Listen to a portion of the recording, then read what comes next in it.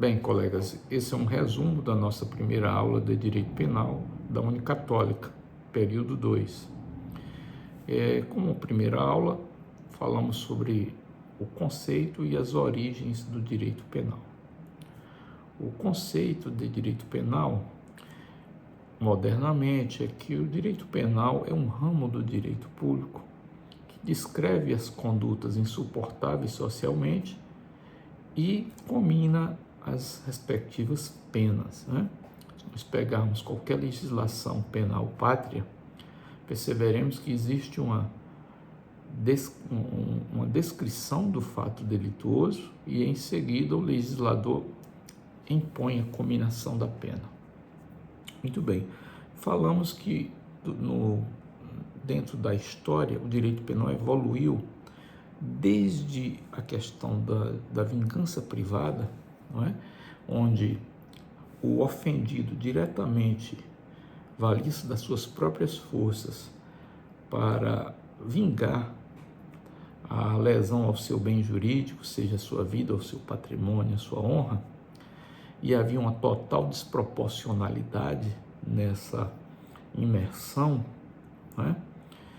E como eu dei o exemplo, por exemplo, uma família que teve um animal furtado, subtraído por outrem, poderia muito bem um dos membros da família ir na propriedade do outro e, em vez de subtrair um animal, matar o animal ou até mesmo matar um dos familiares do furtador. Então havia uma desproporcionalidade e havia também uma ausência de um intermediador nesses conflitos. Isso era a vingança privada. Em seguida veio a vingança pública, em que essas manifestações se davam não pelo próprio privado que fora desprovido do bem jurídico, mas pelo clã ou pela tribo, né?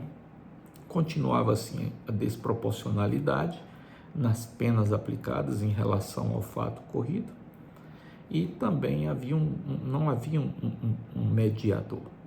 A ideia de um mediador só surge quando surge o Estado.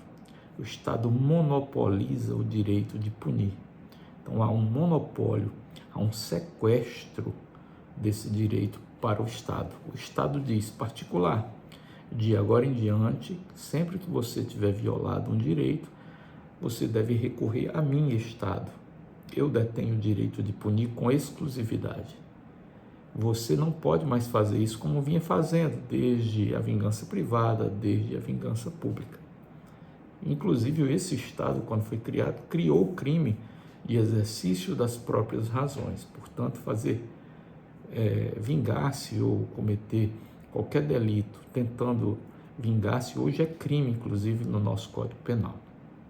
Então, vingança privada, vingança pública. Depois vemos uma evolução no direito punir com a ideia do talião. O talião, embora muitos falem na lei de talião, não existe uma lei especificamente, lei de talião. A lei de talião diz apenas olho por olho, dente por dente. Essa lei ou essa norma foi esculpida pela primeira vez no Código de Hammurabi, o código escrito pelo rei Nabucodonosor da Babilônia, 2000 e poucos anos antes de Cristo. Depois disso, evoluímos para um direito hebreu, né? Já podemos trazer à tona o direito hebreu quando falamos do Pentateuco em sala de aula, das leis mosaicas, né? Trazidas por Moisés, que foi um grande legislador do povo hebreu, desde o sequestro dos hebreus pelos egípcios até a fuga do Egito e a sua alocação no território onde hoje é a Palestina, né? Eu esqueci de dizer, e para que não passe em branco, a evolução que houve com a lei de talião foi a criação da ideia de proporcionalidade. Na lei de talião já se estabelecia a proporcionalidade do dente por dente, olho por olho, que não existia nas legislações, ou seja, no direito penal anterior, na vingança privada e na vingança pública, não havia essa proporcionalidade. Então, alguém que furtasse o seu animal Você poderia muito bem ir lá e sacrificar um elemento da família ou até toda a família. Não havia um elemento, um intermediador, um regulador, um intermediário que criasse ou estabelecesse ou permitisse essa proporcionalidade, né? Então, adiante, vamos bater aí, e vou dar um salto grande, vamos lá para o Iluminismo. Iluminismo, século XVII, XVIII, surge esse movimento iluminista, rompendo com a Idade Média, né, a idade conhecida Idade das Trevas, e foi um momento de humanismo, onde foram estabelecidas ideias novas, ideias onde se prevalecia o direito da pessoa. Esse movimento resvalou na maior revolução, que é um divisor de águas, um antes e um depois importantíssimo em todos os ramos do direito, que foi a Revolução Francesa de 1789. Com seu lema Liberdade, Fraternidade e Igualdade, a Revolução Francesa trouxe à tona a pessoa humana como elemento central e de todos os ramos do direito, não é mesmo? Então nós vimos aí grandes autores, falamos quando estudamos história na escola, no nível médio, ouvimos falar dos enciclopedistas, né, dos antecedentes que o iluminismo trouxe, etc, etc. Então, a Revolução Francesa foi um divisor de águas, sem dúvida, importantíssimo, 1789. Toda a legislação posterior a isso trouxe uma pitada fortíssima de humanismo, de proporcionalidade. Não poderíamos deixar passar em branco sem falar de Cesare Beccaria, que em 1764 escreveu o famosíssimo livro dos delitos e das penas. Esse livro, é importantíssimo no desenvolvimento do direito penal. Os colegas devem lê-lo e perceberão as ideias inovadoras desse milanês, que foi o Beccaria. Bem, adiante, já jogando um olhar para o Brasil, né? Percebemos o seguinte: o Brasil é Brasil desde 1500, com a colonização portuguesa. Muito bem. Mas aí se pergunta, quando os portugueses chegaram ao Brasil, qual foi a legislação que passou a viger aqui? Já que aqui tinha gente e aqui se cometiam crimes, evidentemente, porque o crime é um elemento social. Onde há sociedade, certamente há crime. Bem, o que passou a viger no Brasil desde 1500 foram as ordenações do reino. Nós vimos em sala de aula as ordenações manuelinas, afonsinas e as filipinas. As filipinas foram as últimas, já no aproximar de 1800 até 1822, quando houve a independência política do Brasil em relação ao colonizador Portugal, né? Onde o filho rompeu com o pai, Dom Pedro I. Em 1822, com o rompimento do Brasil em relação à coroa portuguesa, ainda vigiam as ordenações do reino, as chamadas ordenações filipinas. E, por sinal, quem tiver curiosidade de analisá-las, elas estão na internet gratuitamente, facilmente acessíveis. Eram legislações penais severíssimas, com penas de morte fortíssimas para vários delitos, inclusive para delitos que hoje são considerados leves.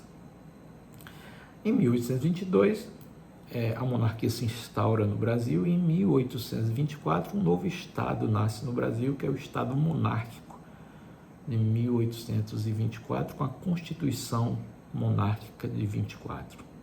Em 1830 surge o primeiro Código Criminal do Brasil, chamado Código Criminal do Império,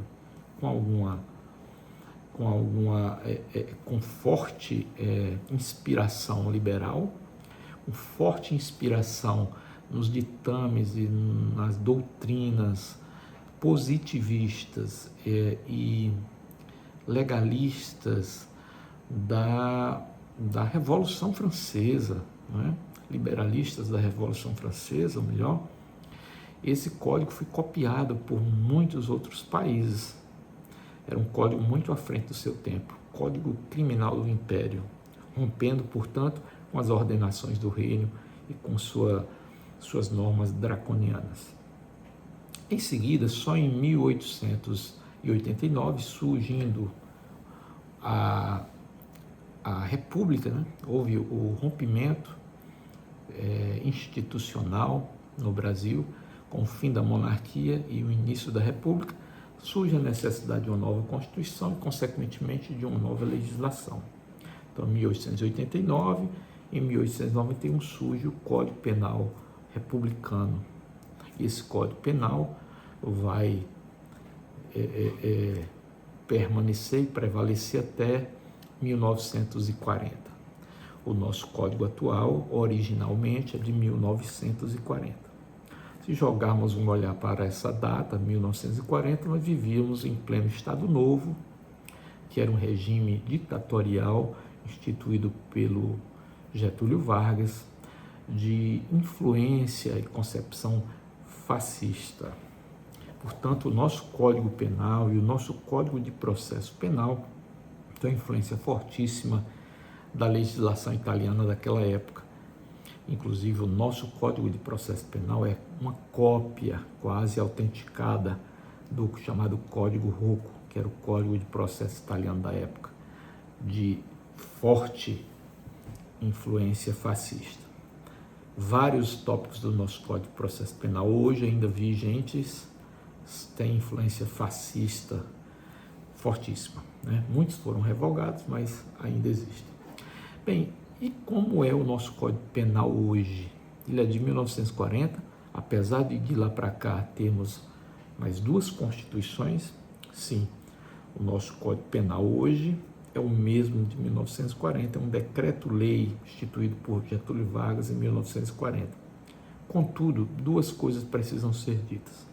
Primeira, durante esse período todo, o Código Penal brasileiro passou por diversas alterações legislativas. Essas alterações legislativas transformaram o nosso Código Penal em uma verdadeira coxa de retalhos. E isso é necessário, porque à medida que evolui a sociedade, a lei penal precisa evoluir. Fatos sociais que em 1940 eram crimes, ou a sociedade considerava fatos insuportáveis, na modernidade são fatos insignificantes, ou fatos que podem ser punidos ou administrados por um outro ramo do direito. Um exemplo típico que nós damos muito é o do adultério. Adultério era crime originalmente em 1940 no Código Penal. Foi revogado esse crime em 2005, tardiamente, não é? Mas esteve lá por vários anos. Veja só como são. Outra coisa que precisa ser dito é que o nosso Código Penal ele tem duas partes. Uma parte chamada parte geral, que é o objeto do nosso estudo nesse semestre, que vai do artigo 1º até o artigo 120, e a parte especial, que é do 120 até o final. A parte geral não traz descrição de crimes nem cominação de penas. Ela é uma parte que administra toda a legislação penal do Brasil.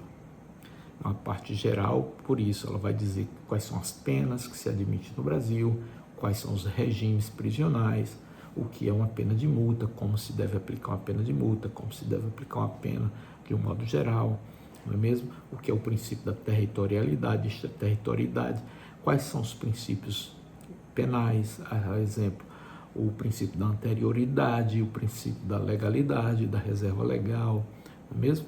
Então, o Código Penal, na sua parte geral, é uma parte em que o legislador traz conceitos que serão utilizados em toda a legislação penal. A parte especial não, ela traz, em regra, as descrições de crimes e as cominações de penas. É lá que estão os crimes, né? Começa pelo artigo 121, que é o conhecido artigo que trata do homicídio, né? Homicídio. Bem, colegas, nosso objeto de estudo durante esse semestre serão esses 120 primeiros artigos do Código Penal, que é a parte geral do Código Penal, tá bom? Então, com isso, espero ter trazido um breve resumo do que foi dito em sala de aula. Agradeço a todos, um grande abraço e até a próxima.